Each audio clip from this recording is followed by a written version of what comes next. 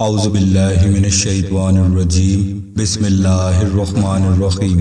السلام علیکم ناظرین گرامی، امید کرتے ہیں آپ سب لوگ خیر و عافیت سے ہوں۔ ناظرین گرامی، 12 اماموں کا جو سلسلہ ہم نے شروع کیا تھا، آج اس کی پہلی کڑی آپ کے سامنے رکھیں گے۔ اس سے پہلے ویڈیو میں ہم نے آپ کو 12 اماموں کے نام اور ان کا مختصر جائزہ دیا تھا۔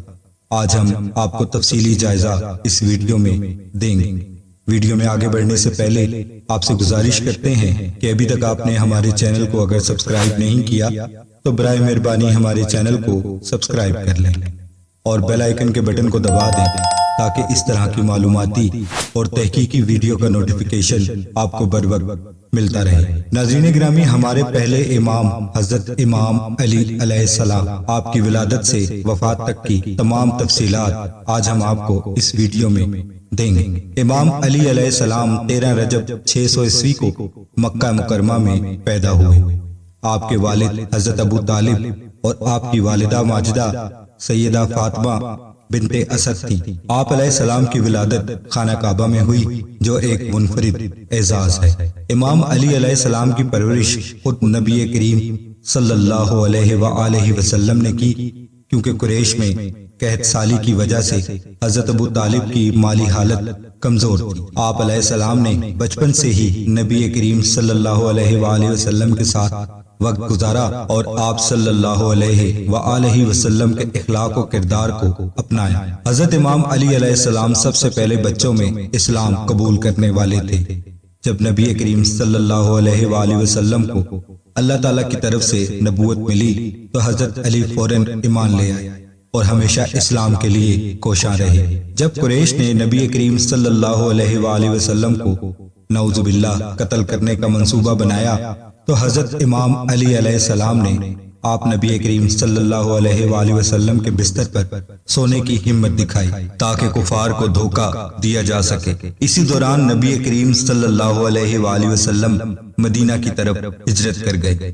مدینہ پہنچ کر حضرت علی نے اسلام کے لیے کئی معرکوں میں حصہ لیا، جن میں غزوہ بدر، غزوہ خندق، غزوہ خیبر اور دیگر جنگوں میں شامل رہے۔ خاص طور پر غزوہ خیبر میں حضرت امام علی علیہ السلام کی بہادری نمایاں رہی، جب انہوں نے قلعہ خیبر کا مشہور دروازہ اپنے ہاتھوں سے اکھاڑ دیا۔ حضرت امام علی علیہ السلام کا نکاح نبی کریم صلی اللہ علیہ وآلہ وسلم کی پیاری بیٹی سیدہ فاطمہ الزہرا سے ہوا۔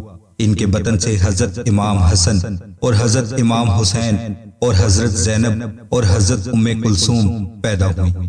حضرت امام علی اور ان کی نسل کو اہل بیت کہا جاتا ہے، جنہیں نبی کریم صلی اللہ علیہ وآلہ وسلم نے خاص عزت بخشی ہے۔ نبی کریم صلی اللہ علیہ وآلہ وسلم کی وفات کے بعد حضرت ابو بکر صدیق رضی اللہ تعالی عنہ، حضرت عمر اور حضرت عثمان کی خلافت کے بعد حضرت علی 665 عیسوی میں مسلمانوں کے چوتھے خلیفہ بنے۔ آپ علیہ السلام کا دور خلافت فتنوں اور جنگوں سے بھرا ہوا تھا، جن میں جنگ جمل اور جنگ صفین قابل ذکر ہیں۔ حضرت امام علی علیہ السلام کو 19 رمضان 40 ہجری 661 عیسوی میں صبح کی نماز کے دوران ابن ملجم نامی خارجی نے زہر آلود تلوار سے زخمی کر دیا تھا۔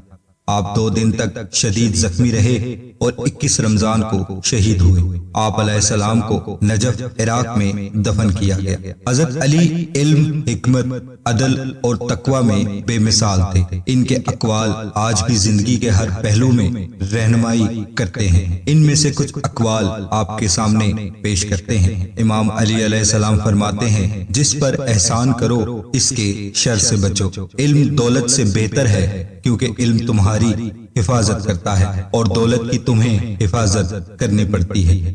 لوگوں سے اس طرح ملو کہ اگر زندہ رہو تو محبت بڑھے اور اگر مر جاؤ تو وہ تمہیں یاد کریں۔